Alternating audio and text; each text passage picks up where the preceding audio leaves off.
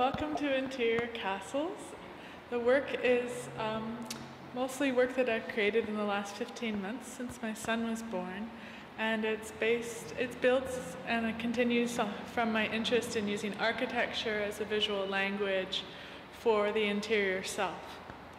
And this show borrows its title from the work called Interior Castle by Saint Teresa of Avila, which was written in the 1500s.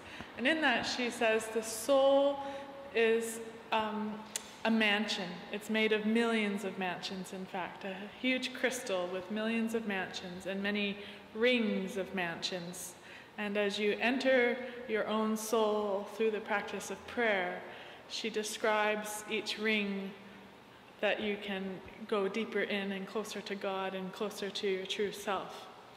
And she wrote that in Spanish, and in most translations she says the soul is made of many mansions, but the actual translation is that it's made of millions of mansions. And so I wanted to take that as a jumping off point for my own work to explore how could I capture this idea of there being millions of mansions. And she also says because the soul is made in the image of God, we cannot form any conception of its great dignity and beauty. And if we can imagine, if anything that we can imagine about our soul is therefore true. And so I thought, now I can make things that I don't even know about yet, and after the work is made, then discover something about myself and something about the potential of what is within. So on this wall we have studies of simple buildings, and they're all drawn from medieval manuscripts and altarpieces. So they're not images of any building that ever existed. They're not of cathedrals, they're not of churches, but they are drawn from the paintings done by medieval scribes and craftspeople to frame a scene such as an Annunciation or a Nativity. And so I've left the figures out, and the result is that you have a space that's been prepared for a sacred event, but it's with the figures removed, it leaves it open for the viewer's imagination to enter in and appropriate the space for their own sense of what might be within.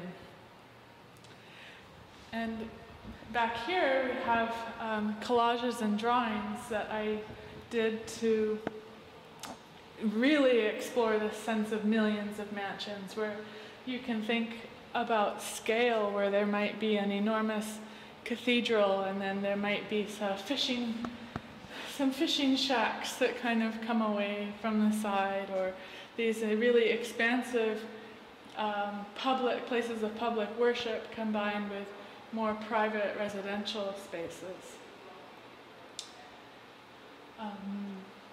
I've also started to develop my drawing more, to draw less directly from sources, but to draw from memory and to start to appropriate this language, visual language, more fully and integrate it into my own work. So you see that there's now more drawings of these kind of castle-like configurations and composite images that are drawn from the research I've done into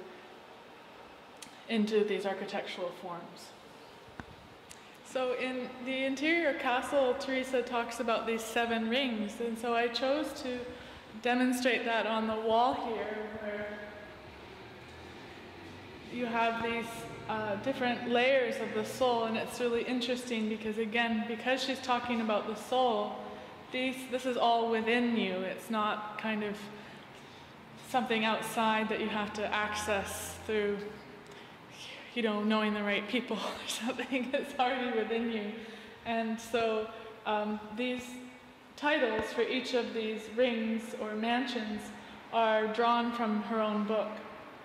And then I borrow them to title my own work. So the way you enter the soul is through prayer. And the first kind of porticos and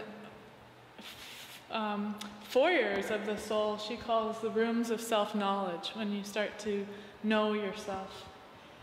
And from there you move closer and closer, and your prayer matures And the reason that I really thought this would be appropriate for my work, not only because of her use of an architectural metaphor for the soul, but when she talks about the fourth mansion and the prayer of absorption, I recognized immediately my own creative process and working experience of making artwork, which is something that is not laborious, but something that is completely a gift and completely absorbing, where you lose track of time and you make the work without analysis. You've maybe been doing a lot of research, but then you set down to your materials and the work just flows out.